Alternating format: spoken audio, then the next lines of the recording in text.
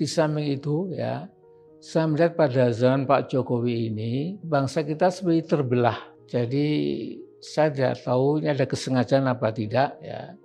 Tapi sepertinya memang ada bagian anak bangsa yang dimanjakan ya. Tapi ada bagian anak bangsa lain yang hampir sama jumlahnya itu seperti disudutkan ya, seperti dibiarkan. Majelis Syuro Partai Umat Amin Rais memimpin acara deklarasi partai di Yogyakarta, Kamis tanggal 29 April tahun 2021. Ketua Majelis Syuro Partai Umat, Amin Rais menilai kondisi ekonomi Indonesia di masa pemerintahan Joko Widodo, Jokowi, berada di ambang kehancuran. Dikutip dari terkini.id, jaringansuara.com, hal ini lantaran dipicu oleh oligarki. Akibatnya rakyat tidak bisa mengontrol dan menentukan nasib bangsanya sendiri. Bedebah ekonomi bangkit, oligarki itu ngawur, seenak mereka saja. Ini tidak boleh terjadi. Demokrasi kita di bawah rezim Jokowi sudah sampai ke titik nadir. Sudah antara oleng dengan kebangkrutan, kata Amin Rais saat pelantikan pengurus DPW Partai Umat, Sabtu tanggal 15 Januari tahun 2022. Amin Rais juga menjelaskan bahwa apapun bentuk pemerintahannya, jika pemerintah bisa bersikap adil maka tetap bisa bertahan. Sebab menurutnya, keadilan adalah hal yang utama. Keadilan ialah persoalan inti dalam kehidupan berbangsa di muka bumi yang fana ini. Kalau penuh kezaliman pasti akan hancur, tandasnya, dikutip dari terkini.id, jaringansuara.com. Lebih lanjut, ia pun mengajak kepada seluruh kader Partai Umat untuk saling bahu-membantu secara bersama-sama. Kita tidak memikirkan kelompok kita saja, apalagi hanya untuk secuil kekuasaan. Saya yakin kita bisa maju ke depan. Kalau melihat antusiasme di mana-mana dan DPP juga dikelilingi oleh tim ahli, ujarnya. Diketahui, selain melantik DPW Partai Umat Riau dan DPW Permata Umat Riau, Amin juga melantik DPW Garda Umat Riau dan Mubalik Umat Riau untuk periode tahun 2021 sampai tahun 2025. Pelantikan tersebut dilakukan oleh Ketua Koordinator Wilayah I Sumatera DPP Partai Umat, Andi Yusran. Ketua DPW Partai Umat Riau, Fauzi Kadir, menyampaikan agar seluruh kader DPW Partai Umat Riau bisa melawan kezaliman dan menegakkan keadilan. Ia mengaku, sejauh ini tak ada yang menolak ajakannya untuk berpartisipasi di Partai Umat. Saya melihat pada zaman Pak Jokowi ini, bangsa kita seperti terbelah. Jadi saya tidak tahu ini ada kesengajaan apa tidak ya. Tapi sepertinya memang ada bagian anak bangsa yang dimanjakan ya. Tapi ada bagian anak bangsa lain yang hampir sama jumlahnya itu seperti disudutkan ya, seperti dibiarkan hidup di dalam ketidaktentuan, katakanlah mereka semakin melarat barangkali ya, tidak bisa bergerak seperti separuh bangsa yang lain ya. Ini saya kira juga satu hal yang mungkin menjadi achievement negatif ya, prestasi negatif dari Pak Jokowi itu. Jadi saya pernah mengatakan juga Pak Jokowi ini agak aneh ya. Jadi mendasarkan kekuasaannya supaya lebih langgeng ya, itu pada saya kira 4P.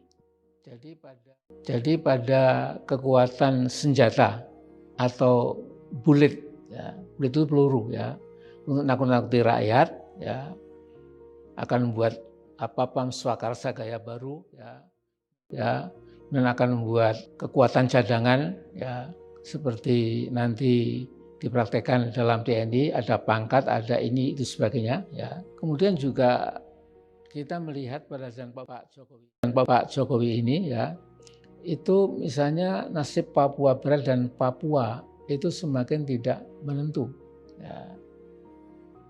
Saya akan mengulangi lagi ya, tapi ini saya bedah khusus ya dalam buku Risalah Kebangsaan itu. Kemudian yang kedua ya, itu Pak Jokowi mendasarkan kekuatannya itu pada ini istilahnya mungkin pada perbandingan atau banditry. Ya.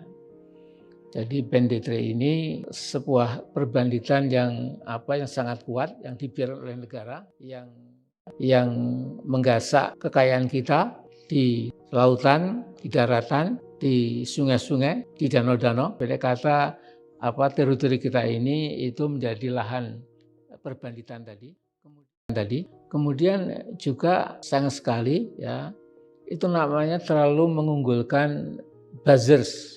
Buzzers ini adalah sekelompok orang ya yang menjual dirinya secara murah untuk membengkokkan yang lurus ya, untuk meluruskan yang bengkok katakanlah. Dan ini manusia-manusia tanpa integritas. Nah, kemudian juga yang keempat barangkali yang keempat itu adalah big lie ya. Jadi kebohongan besar. Ya memang rezim barangkali mengatakan tidak pernah mengatakan big lie itu ya, tetapi tentu rakyat mencatat bagaimana tentang misalnya mobil STM yang akan jadi mobil nasional yang akan bersaing dengan mobil-mobil produk luar negeri ya, atau juga ekonomi memeroket tapi kemudian malah nyungsep, atau sejumlah janji yang memang akhirnya tidak dapat ditepati dan lain-lain. Nah ini sudah sekalian, itu memang tidak boleh diteruskan. Karena saya khawatir ya kalau seseorang dengan asisten sudah sangat dekat itu sudah saling menutup, saling dukung gitu ya, sehingga kalau satu jatuh temannya juga akan jatuh. Jadi ini memang dilema politik. Bahkan mungkin juga menimbulkan arus yang mula-mula tadinya mendukung itu bisa-bisa menjadi antipati. Dan terus terang peristiwa Muldoko ya saya nggak mencampuri partai lain ya, tapi saya khusus Muldoko saja ini kan sesuatu yang luar biasa. Saya tidak yakin Muldoko seberani itu tanpa keringan atau gedipan dari lurah kita itu. Jadi sampai sekarang belum terucapkan satu patah kata pun. Semua mengatakan, baik yang tadinya mendukung Pak Jokowi pun mengatakan ya, kalau yang oposisi jelas ya, tapi yang mendukung itu mengatakan tolong itu cepat ya dilepas dari jabatan KSP itu ya, supaya tidak mengotori rezim Jokowi itu. Tetapi saya kira kalau seseorang dengan asisten sudah sangat dekat itu sudah saling menutup, saling dukung gitu ya, sehingga kalau satu jatuh temannya juga akan jatuh. Jadi ini memang dilema politik dan moral yang luar biasa. Saudara sekalian, saya juga kaget ya ketika misalnya rezim Jokowi ini punya semacam kemauan ya lewat berbagai dalih bahwa Pancasila itu sudah tidak lagi tepat untuk jadi dasar negara kita, menjadi filosofi segeronselah ya, atau Weltanschauung ya, pandangan hidup bangsa kita ya. Dan kemudian digiring supaya nanti itu dihilangkan, baik gotong royong saja, dan kita semua sudah tahu. Nah kemudian yang lebih penting lagi, tolong dengarkan saudara sekalian, yang paling berbahaya adalah bahwa ada usaha yang betul-betul luar biasa.